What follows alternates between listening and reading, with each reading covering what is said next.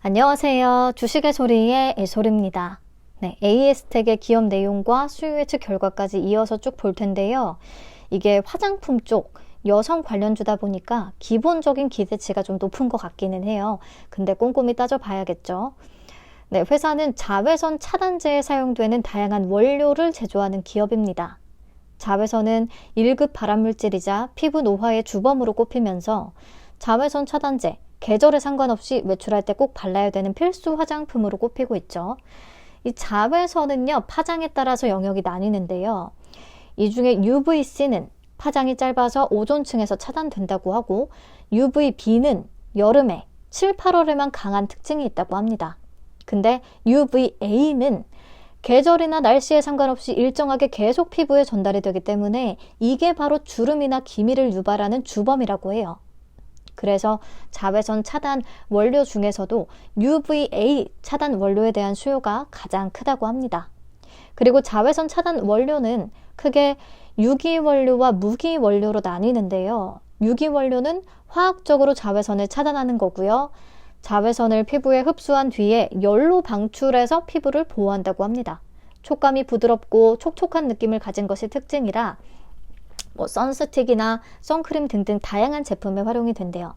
반면에 무기 원료는 자외선을 물리적으로 차단하는데 거울처럼 반사시켜서 차단하는 방식이라고 해요. 근데 유기 원료에 비해서 사용감이 묵직하고 또 피부에 발랐을 때 하얗게 뜨는 백탁 현상이 그게 단점이라고 합니다.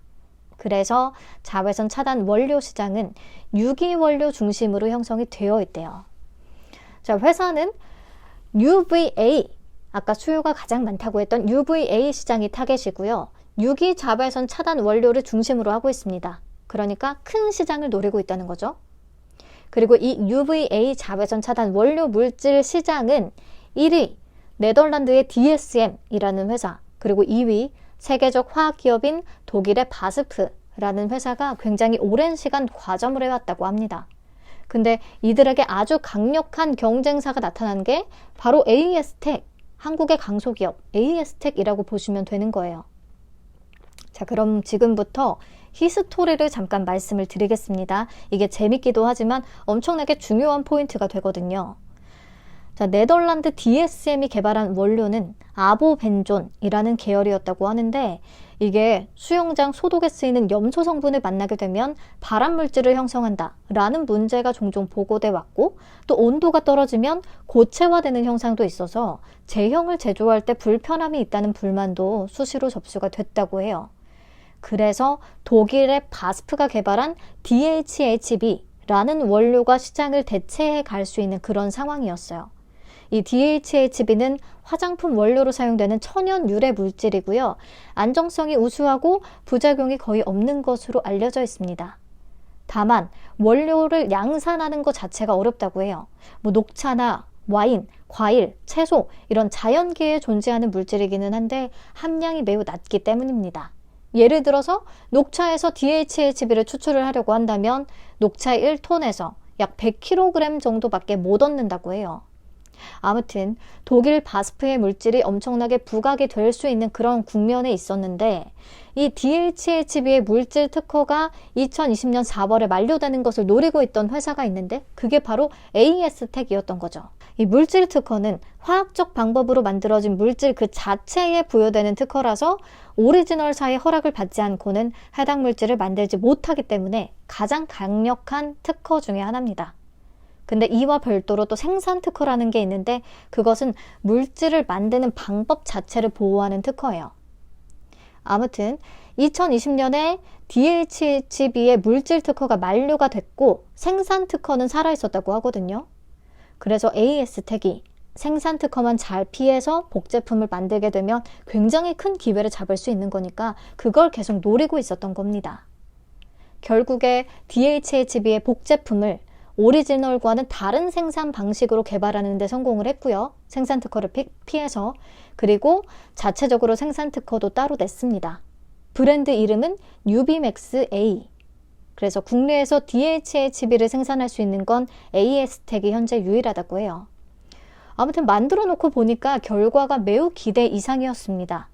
오리지널 대비해서 원재료비가 적게 들고, 즉 가격 경쟁력이 뛰어나고 수율도 높았기 때문입니다.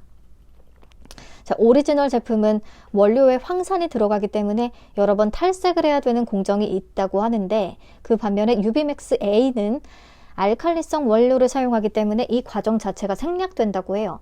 그래서 수율도 높고 원가도 40%가량 저렴하다고 합니다. 네, 그래서 지금부터 얘기하는 부분, 여기가 이제 핵심 포인트이자 박수가 절로 나오는 부분이에요. 파리에서 열린 한 글로벌 전시회에 회사 제품을 내놨는데 처음으로 찾아온 고객이 다름 아닌 오리지널 제품의 주인 독일 바스프였다고 하거든요. 그러니까 바스프 입장에서도 자체적으로 생산을 하는 것보다 유비맥스 A를 사는 게 이득이라는 판단이 섰기 때문에 그렇게 했다는 거죠. 그리고 공급 조건도 너무너무 좋습니다. 사전에 공급 물량을 확정을 하고 5년 동안 2020년에서 2024년까지 사가기로 약속하는 형식이더라고요. 그러니까 AS텍 입장에서는 5년 동안 안정적인 매출을 확보할 수 있으니까 너무 좋은 거죠. 여기에서 그치지 않고 희소식이 더 있습니다. UVA 시장 1위인 네덜란드 DSM까지 AS텍을 찾아왔다고 해요. 그 아보벤존이 유해성 논란이 계속됐기 때문에 대체제가 필요했던 상황인데 잘 됐다 싶었겠죠, 뭐. 근데 계약 내용을 보니까 22년 5월에 상호 독점 공급 계약을 맺었다고 하거든요. 즉 해외 기업 중에는 DSM한테만 물량을 공급할 수 있게끔 한 거예요. 그래서 24년 5월부터는 DSM에 독점적으로 공급을 해야 됩니다. 아직까지는 바스프, DSM 둘 다 공급이 가능한 거고요. 아무튼 그렇다면 매출 편중 리스크가 생길 수밖에 없겠고요. DSM의 실적에 AS텍도 큰 영향을 받을 수밖에 없겠습니다. 그래서 이게 좀 양날의 검으로 긍정적인 포인트이자 리스크 요인이 될 수가 있을 것 같아요. 아무튼 결국에 이 UVA 자외선 차단 원료 시장에 너무나 성공적으로 진입을 하게 됐다는 거고요. 글로벌 1, 2위를 차지하던 회사 입장에서는 너무나 강력한 경쟁사가 나타난 셈인데 눈뜨고 시장을 그냥 뺏기느니 차라리 협력하는 선택지를 택했다는 측면에서 진짜 좀 박수가 나오고 이걸로 이 회사의 설명은 끝났다고 봅니다. 자, 이렇게 공급자 우위의 계약이 계속되다 보니까 회사의 매출뿐 아니라 수익성도 같이 개선이 되고 있는 모습이에요. 최근 3개년 연평균 매출 성장률이 90%에 달하고요.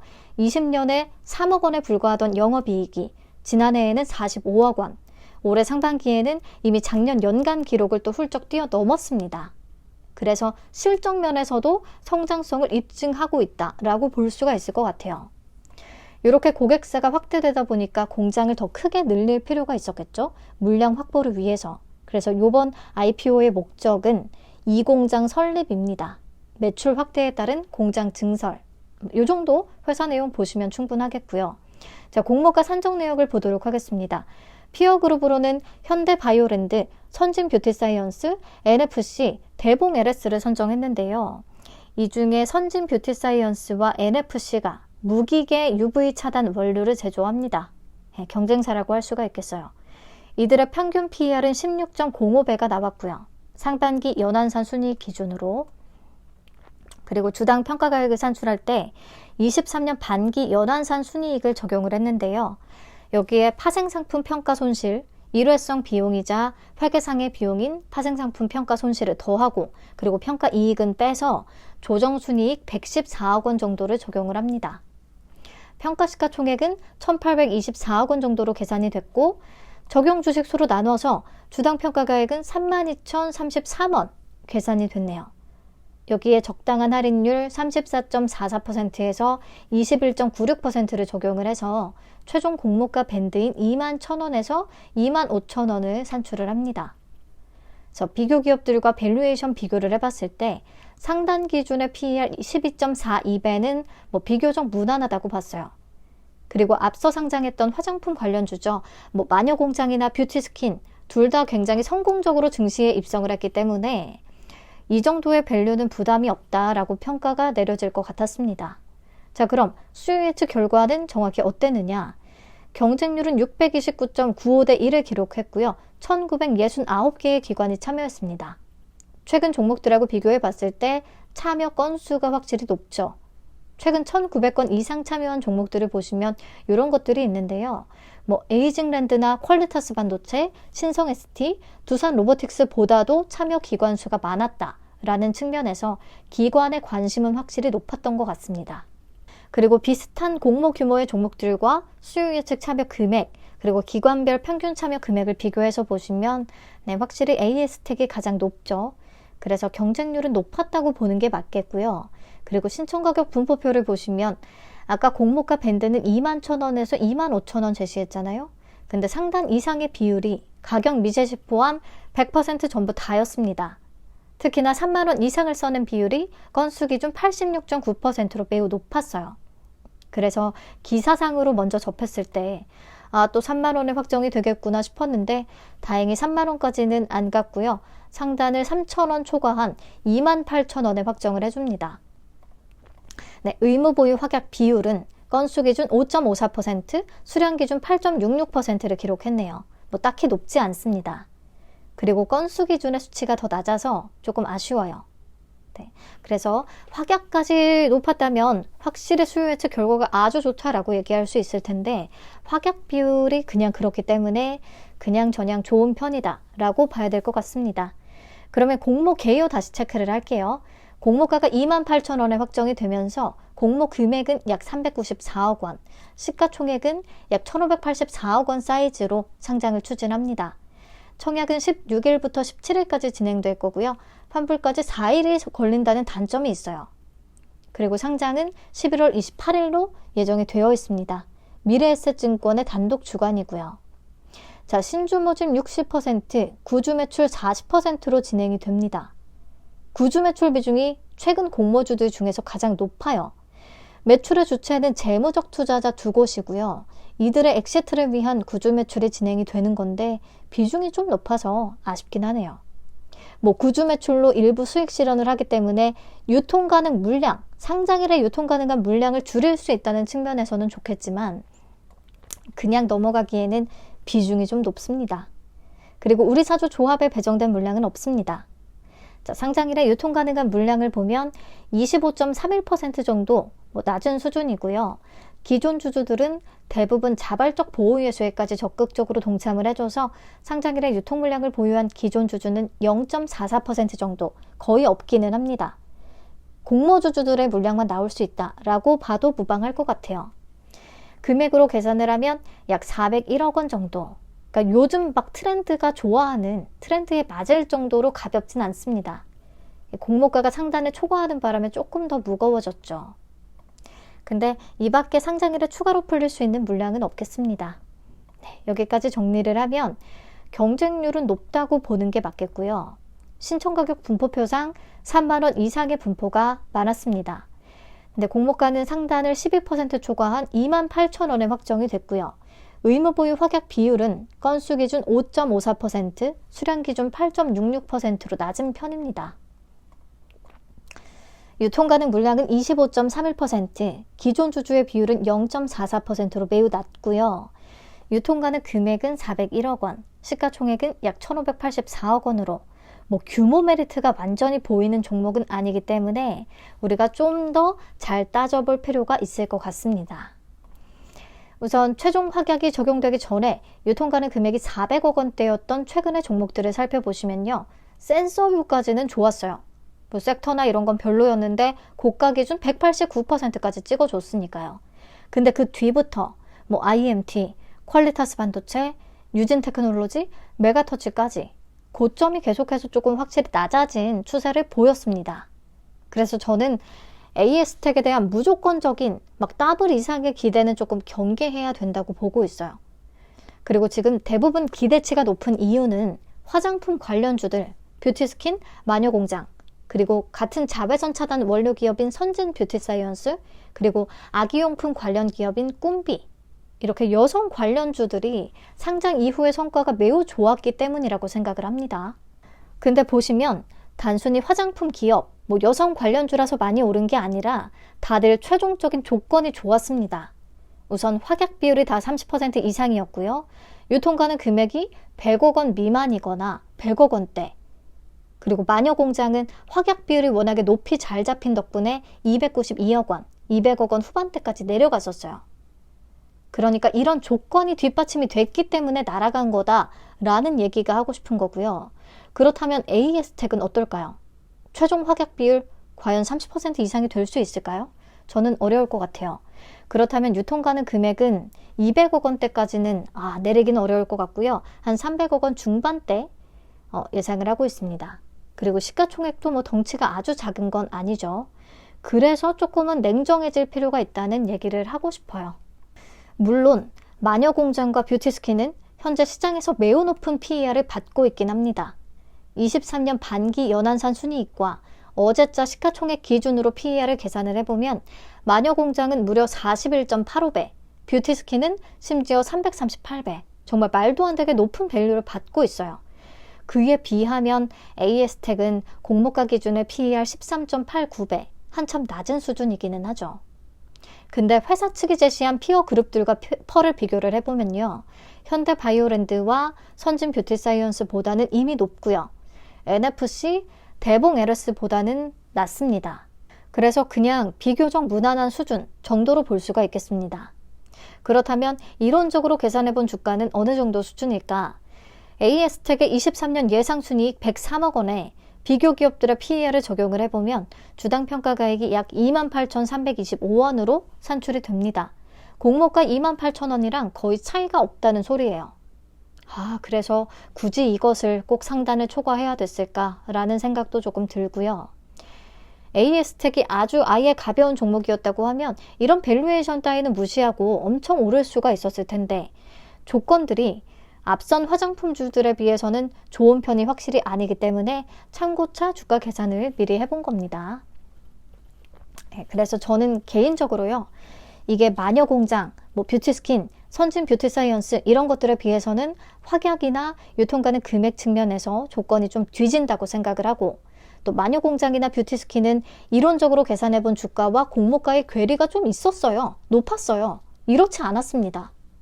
그래서 제가 볼 때 이론적 관점에서 공모가 28,000원이 또 매력적이진 않기 때문에 약간은 기대 수익을 보수적으로 잡고 따져봐야 된다고 생각을 하고 있습니다.